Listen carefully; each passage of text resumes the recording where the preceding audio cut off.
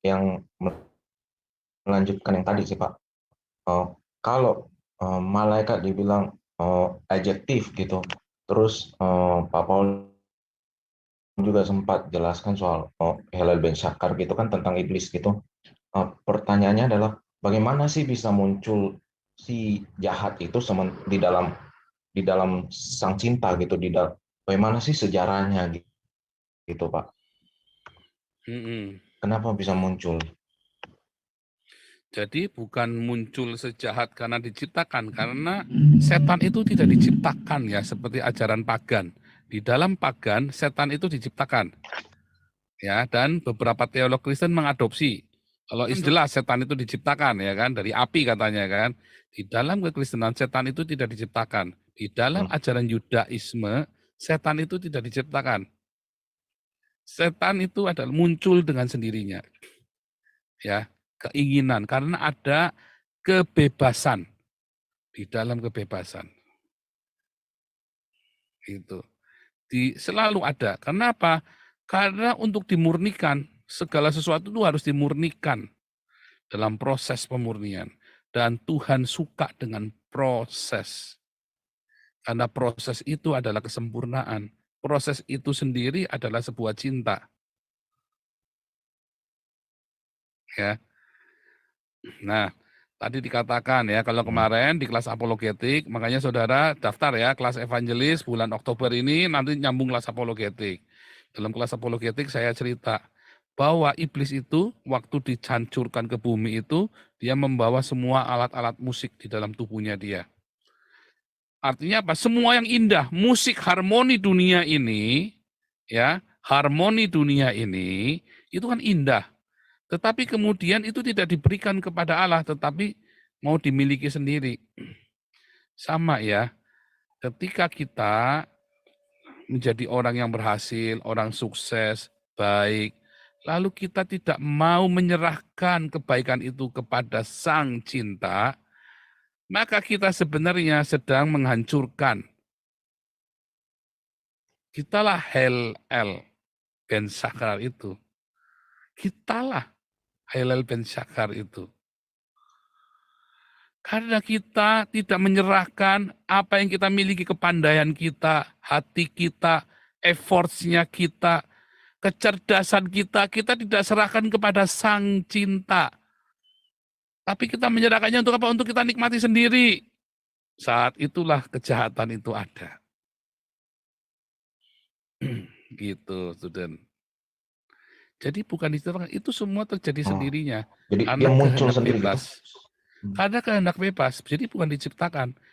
Karena kehendak bebas, karena Allah memberikan kehendak bebas, sehingga semua ciptaannya memproses dirinya sendiri, sampai sempurna seperti dirinya sempurna.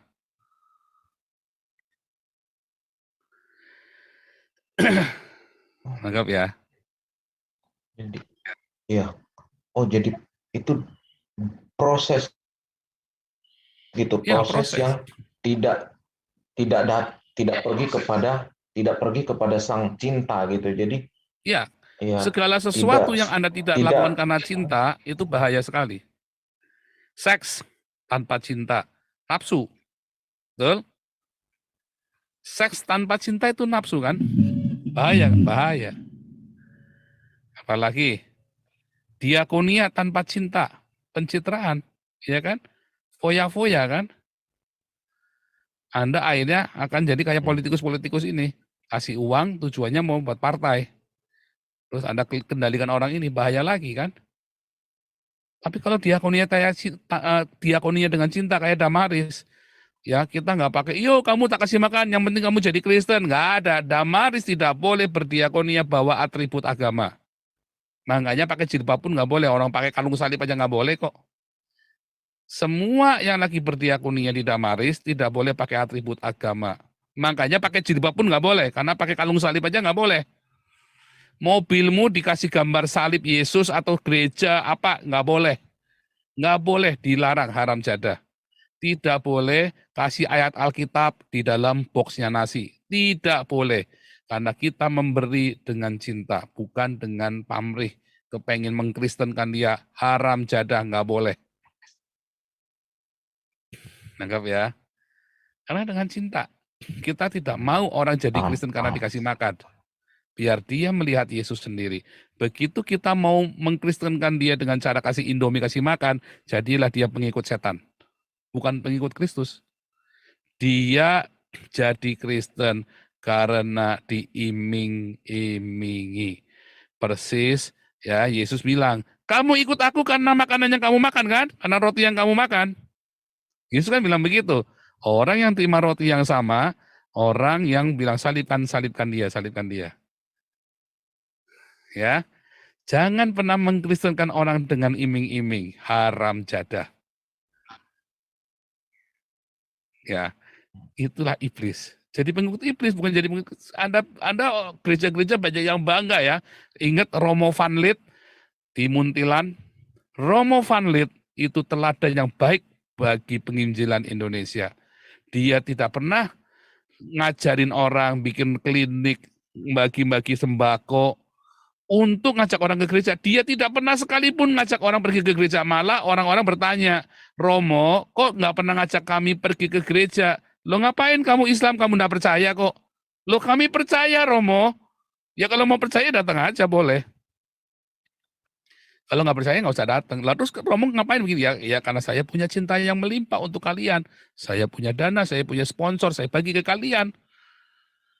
Itu cinta yang sejati. Makanya di daerahnya Romo Van Lith itu sampai hari ini tidak bisa diislamkan. Tidak bisa diislamkan dan mereka hidupnya makmur, saudara. Ya, itu teladan yang baik ya di Indonesia, di depan mata Anda. Romo Van Lith. Ya, dan kita mau belajar seperti itu. Nggak boleh kayak gereja-gereja kemarin, saya kumpul dengan beberapa gereja, dulu ya, tahun lalu. Di Zoom itu, lalu saya bilang tentang diakonia, ya soalnya Pak Paul kan cuma bagi-bagi nasi saja, makanya nggak ada kenapa salah. Saya bilang, apa susah aja kamu bagi-bagi nasi? Iya, FPI-nya marah, orang-orang agamanya marah. Mana bisa orang bagi-bagi nasi mereka marah? Ya kalau Pak Paul kan cuma bagi-bagi saja. Kalau kita kan sekolah sambil menginjili, nah salahmu di situ. Kamu itu nggak mau rugi, nah repot. Kamu mau bagi-bagi nasi sambil promosi gerejamu. Kamu nggak tulus hatimu. Itulah iblis. Itulah iblis. Itulah helel. Ben Syakar. Itu cara kerjanya Gilbert dan Johnny Weol. Johnny Weol. Pamrih. Nggak boleh, saudara. Cinta itu nggak boleh pamrih. Itulah helel. Ya, seks dengan pamrih. Ya, itulah. Itulah HLL Ben Syakar. Lanjut. Kasih, Pak. Bagus ya, bagus. Anda tidak akan dapat dari gereja manapun.